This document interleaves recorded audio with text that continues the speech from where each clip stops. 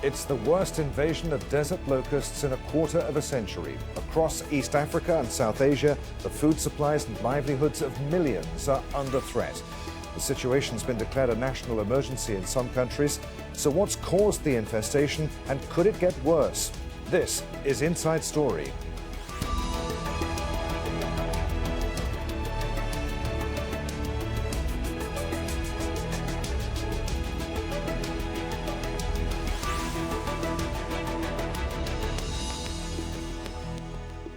Hello, welcome to the programme. I'm Adrian Finnegan. They're seen as the world's most dangerous migratory pests. Locusts can swarm in their billions and, in January, densely enough to force an Ethiopian Airlines plane off course.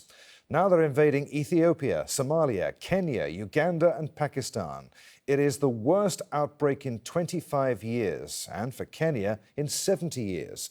The insects can spread fast and other countries are now at risk. The swarms have already destroyed tens of thousands of hectares of crops. Millions of people, already short of food, could face famine. Somalia and Pakistan have declared a state of emergency. The UN says that if action isn't taken fast enough, Somalia's infestation could become the most devastating plague in living memory. And it's asked for $76 million in aid to help control the outbreak. Al Jazeera's Priyanka Gupta reports. Up on the trees and down in the fields, swarms of locusts are everywhere. 1 billion of these desert insects are sweeping across East Africa, destroying crops and livelihoods as they fly from one country to the other. 10 million people in the region are now at risk of hunger and famine. We depend a lot on this season, and we worry that the locusts will destroy our harvest and we'll end up remaining hungry throughout the rest of the year. Somalia has declared a state of emergency after its worst locust infestation in 25 years. They are breeding in large numbers, mostly in remote areas under the control of Al-Shabaab. And that's making it nearly impossible to fight the world's most dangerous migratory pests. The UN says the most devastating plague of locusts in living memory could be within weeks, if the world doesn't do enough to stop the outbreak. We have about 12 million people who are already in need of humanitarian assistance in terms of food security. So it means what we are afraid is that with the invasion of desert locust that is really in huge numbers, and the quantity of food that these locusts are eating, we think that it will create a further deterioration of the food security situation. Climate experts say an unusual bout of heavy rain in the region and a powerful cyclone in Somalia last year are some of the reasons behind the outbreak.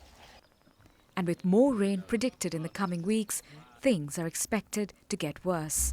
If the weather conditions prevail, and this breeding you're seeing here continues all along northern Somalia, northern Ethiopia, then you'll end up having nearly 500 times the populations that we've already witnessed invading Kenya and parts of southern Ethiopia. Desert locusts can travel up to 150 kilometers a day. From parts of East Africa, millions of them have reached Pakistan, which too has declared a national emergency. The threat of these voracious creatures feeding on farms and fields now seems more widespread and ever more urgent. Priyanka Gupta for Inside Story. Well, let's take a closer look at how the desert locust can turn into a plague. It's a type of grasshopper that develops from an egg into what's known as a hopper and then a flying adult. Locusts have what's like a split personality. So when they crowd together, they go from being solitary creatures to gregarious mini monsters. During this phase, they change colour and form groups that develop into huge swarms of flying, ravenous pests. Such swarms can contain up to 10 billion individuals and travel up to 200 kilometres a day. And they devastate the lives of rural people in their relentless drive to eat and reproduce. Let's bring in our guests then for today's discussion. From Nairobi, we're joined by Crystal Wells, spokesperson at the International Committee of the Red Cross Africa. From Addis Ababa, Stephen Njoka, director of the Desert Locust Control Organisation for Eastern Africa. And in Nairobi, via Skype, we've got Cyril Ferrand, who is resilience team leader for Eastern Africa at the Food and Agriculture Organization of the United Nations. Stephen, let's start with you. Why are locusts swarming in such great numbers this year in particular? Thank you. This is a special year. This is a season where the locusts have bred very successfully on the Red Sea coast and also in the Yemen, and they've had a very good season, and that's why the numbers are very high, and we expect that they will increase in the coming times. When you say they've had a very good season, why is that, Stephen? Is this in any way linked to climate change, or as far as the life cycle of the locust is concerned, is this just cyclical? It's just the weather conditions, what you would call climate change. The oviposition sites were available in the desert, the wet seasons, and vegetation all over, because we had a lot of rains in the region. Stephen, why do locusts swarm in the first place?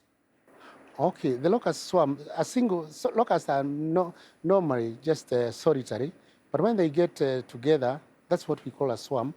Actually, a single locust gets together with others and they become gregarious. Once they become gregarious, that's when they start swarming and move about in large numbers. And they swarm in search of food, in search of good vegetation, and also following the wind direction. Cyril, we got a hint of it just a moment or two ago in our report, but perhaps you can expand upon that. What sort of damage do locusts do, to these huge swarms, do to crops and to people's livelihoods? So in terms of potential impact, I mean, what is clear is that the desert locust in the immature stage can eat their own weight every day, which is about 2 grams. So obviously, when we look at a swarm of 50 million desert locusts in 1 square kilometer, obviously you can understand the damage it can make on crops. For this particular season, I would say when desert locusts landed on crops in central South Somalia, but also in Kenya, luckily enough, that coincided with the harvest time, meaning that they have been landing on the leaves, but the cobs, the maize cobs, and the sorghum was already formed. So there is, for the time being, not tremendous impact on the harvest that has just been completed by December. However, there has been damages on rangeland, on pasture land. We had very good rains, and indeed that was a very, very big opportunity for locusts to get food there. Our biggest concern at the moment is very much we're in between 2 seasons. We have to understand that we are in between the short rain that has been ending, and then we have the long rain season ahead of us. And this is the main season for many farmers, but also many herders. And this is a season that is most at risk for now. All right, so could the situation, Cyril, get worse before it gets better? Yes, it could. Very, very likely, unfortunately. When we look at the life cycle of desert locust and the rapid multiplication rate, I mean, we are talking about multiplication by 20 every 3 months. So 20 times bigger in 3 months' time, 400 times bigger in 6 months' time. And that's why we need to control it in order to reduce the desert locust population below a certain number that would pose a threat to food security. So yes, the situation is alarming. We are witnessing in a number of countries. Somalia, I was there last week, but also North Kenya, where breeding has taken place, and then the new generation of locusts is already emerging, and that's a bigger population that is going to be reaching immature swarms in a couple of weeks' time, coinciding with the beginning of the planting season, and therefore really voracious and looking for green and young plants to feed on. Yeah. Stephen, we talked about the Horn of Africa. How do you explain the geographical spread of these huge swarms of locusts? Well, we could say these locusts have spread geographically throughout the region, and most of them have come from the region of Somalia and the Red Sea coast. And after that, they have spread to Ethiopia, Somalia, and now Kenya. And there are also reports. We have reports that they could spread to Tanzania, Uganda, and South Sudan. So it's going to cover a wider area, more geographical area than at present. What preparations? Sorry, Stephen. What preparations should those countries be making now to prevent the kind of situation that we're seeing in the countries where these swarms are presently? One of the preparations we are doing in the region is to follow the swarms very fast and to know, these insects have a life cycle. Once they mature from the hatch into an immature adult, the immature adults will eventually develop into mature adults. And when the mature adult turns yellow, we are very keen on following them and marking the areas where they are laying their eggs.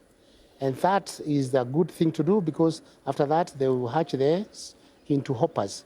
Now we'll be able to follow the hoppers and attack them before they can spread. Cyril, that's a very good strategy of control. Cyril, why haven't the affected countries been able to deal thus far with these swarms? Well, I think what is clear is that a number of countries have already taken a lot of actions, to be honest, since 2019 on the control operation. We are talking about Sudan, we are talking about Eritrea, Djibouti, all these countries, and Ethiopia to some extent. So it's not that no action has taken place so far. What has been the game changer is really the cyclones that have hit the coast of Somalia at the beginning of December. So the situation was reasonably under control until then. And then basically the cyclone has brought more moisture, more humidity, more wind blowing southward and bringing all these swarms towards Kenya. So the level of preparedness and alert was there, but the magnitude of the problem is not taking countries by surprise, but it's really overwhelming the capacity that is on the ground at the moment in the region. In addition, we have to understand the fact that the problem is beyond the Horn of Africa. It's also the Arabic Peninsula and Southeast Asia. So basically, all the level of expertise, all the experts that do exist worldwide, all the equipment that does exist worldwide is being mobilized in all these front lines to control desert locusts. To what extent, Cyril, is there almost a collective amnesia as far as dealing with these locusts are concerned, in that we haven't had to deal with swarms of this magnitude for a very long time? Yeah, that's right. That's one of the problem. Obviously, is that as we said in Ethiopia and in Somalia, they have not seen swarms of that side for 25 years. It's 70 years in Kenya. So obviously, you can imagine 70 years is hard to maintain the capacity in a country for 70 years for a problem that does not exist for 70 years. So there is a minimum capacity, but then the scale up is what is the biggest challenge at the moment. Is really the capability to have sufficient equipment, sufficient number of experts, sufficient number of monitors and equipment on the ground to control and do survey and do surveillance of all these swarms at the same time. So, Stephen, once we've got to the stage that we're at, that there are these huge swarms that they're devouring crops in huge numbers, how do you control that? How do you deal with that? We have a capacity. We've had our organization, the Desert Locust Control Organization for Eastern Africa, which was created in 1962 at the prompt of FAO and by member states, 9 of them in the region, all the IGAD members, including Tanzania. We have had built capacity in terms of aircrafts and pilots and forecasting. And for this time around, we have deployed 4 aircrafts in the region. 2 of them are right now in Ethiopia, and a further 2 are operating in Kenya. And that way we are now overstretched, and the governments, the Kenya government and the Ethiopia government have gone out of way to deploy extra aircraft at their own expense. In terms of, like in Kenya, I know the Kenya government has deployed 2 military aircrafts and hired another 2 aircrafts. And in Ethiopia here also, the Ethiopia government has also hired extra aircrafts. Because left alone, DRCO is overstretched in terms of capacity of aircrafts. All right, so what... The other big thing we have had the challenge on is the pesticide supply. As my colleague says, we have not had an insect attack of this magnitude for a long time. And the pesticides were also not stocked. We don't stock pesticides because they are dangerous. We ask for them as per need. So that has slowed us a bit. Okay, Stephen, are chemical pesticides the only way to deal with the problem? I mean, don't they also kill off insects that are beneficial to farmers, such as pollinators?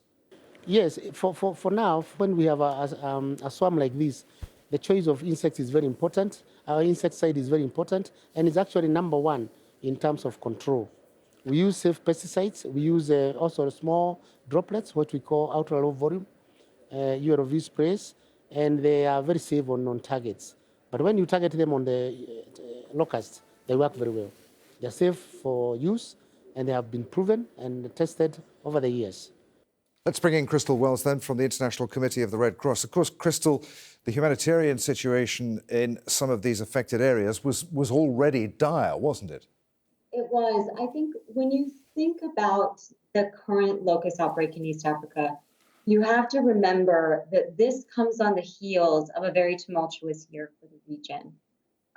2019 basically seesawed between droughts and floods. So the year started with drought and then swung into floods and then back into drought.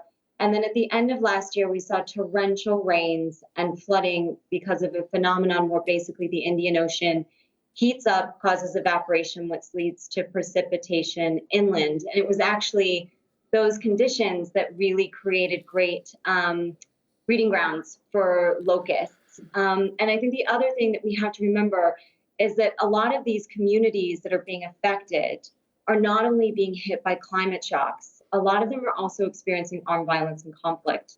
Somalia is obviously a country that's experienced decades of war. Ethiopia also has seen intercommunal violence over the last couple of years that has driven hundreds of thousands of people from their homes. And with each subsequent shock, people, lose more of their assets, they lose more of their crops, they lose more of their money. They continue to basically be driven deeper and deeper into crisis where people really struggle to survive. So from a humanitarian perspective, these locusts are basically yet another crisis that families are having to deal with after a year of losing so much to droughts and floods, and in some places losing so much to violence. All right, so it's hitting people particularly hard, Crystal, but what about the organizations that are helping the people who are already food insecure? How is it affecting them? What impact is it having upon them? We at the International Committee of the Red Cross, we're very much focused on helping communities that are affected by war and violence. But increasingly, we have to be responding to disasters that are happening with greater strength, they're more extreme, and also happening closer and closer together. So it definitely stretches humanitarian organizations' ability to continue to respond to these back-to-back disasters. And I think with this locust outbreak, it will be a big collective effort really among the wider Red Cross, Red Crescent family to help communities, for example, recover to what crops they lose, to help spread information within communities, about locusts, maybe about spraying, being kind of a first line, so to speak, in terms of measuring malnutrition rates in communities. It will take a big collective effort among Red Cross and Red Crescent societies, including the ICRC, to basically prevent communities from sliding further and further into disaster. Cyril, what needs to be done? You talked about the fact that some nations that aren't yet affected by swarms but could be have taken measures to protect themselves. But what needs to be done to prevent this sort of thing happening again in the future, particularly if the climate is going to become, is going to encourage this sort of thing to happen? I mean, let's start by remembering what has happened in 2003 to 2005, maybe in the Sahel region. We had an upsurge there that involved 10 countries altogether. And one of the big lessons learned there is obviously to have better mechanism for surveillance and better and more efficient control systems. But at the same time, I think that what the independent evaluation of that crisis was teaching us is the imperative to start livelihood protection and livelihood intervention simultaneously and not in a sequential manner with the control operation. So I think that these are the two things that are important to reflect in the programming that we are putting in place now. But now what is very clear is that there is a possibility, related to climate change, that indeed we have more and more extreme climate situations, more cyclones, and that is calling for countries that have not seen desert locusts for 25 years, maybe to have a better level of preparedness, because it might happen more often in future. So the capacity building of these countries is very important. That involves, of course, the Plant Protection Department, that involves FAO, and that involves also DLCO, because I think the three organizations all together are the main actors on the surveillance and the preparedness level of monitoring and responding. All right, Cyril, what do these preventative measures cost, and who pays? On top of everything else, all of the other aid that's needed, particularly in the Horn of Africa, the UN has asked for what, $76 million to help fight these swarms. And where does that money come from, and how is it spent?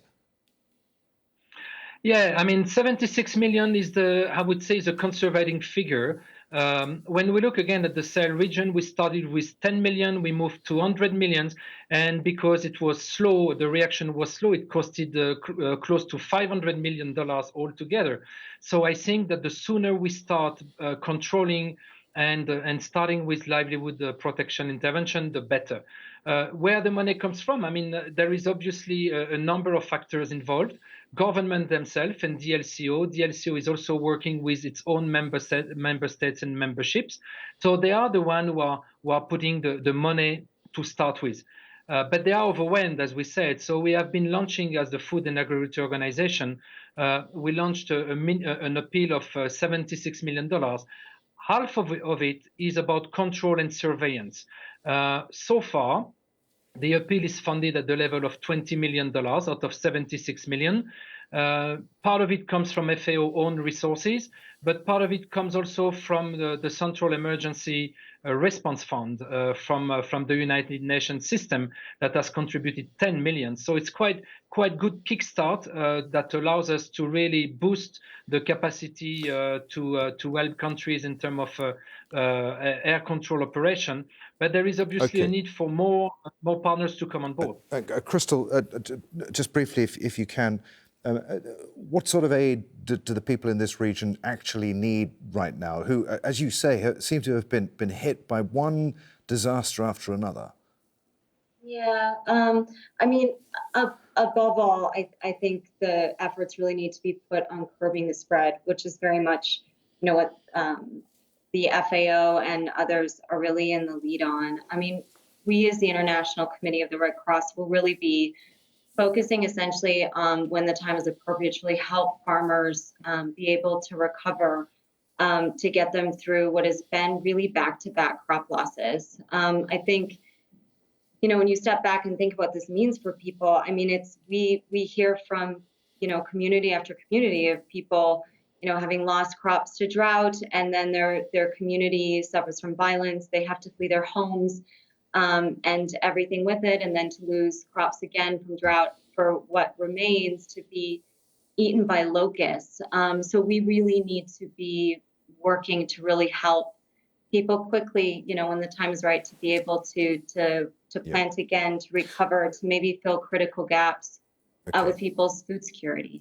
All right, there, I'm afraid we must leave it. Many thanks indeed to all of you, Stephen Njoka, Cyril Ferrand, and Crystal Wells. And thank you for watching. You can see this programme again at any time just by going to the website at aljazeera.com for further discussion on the issue of locusts and swarms of them. Join us at our Facebook page. That's at facebook.com/AJ Inside Story. And you can join the conversation on Twitter, our handle at AJ Inside Story. From me, Adrian Finnegan, and the whole team here in Doha, thanks for being with us. I'll see you again. Bye for now.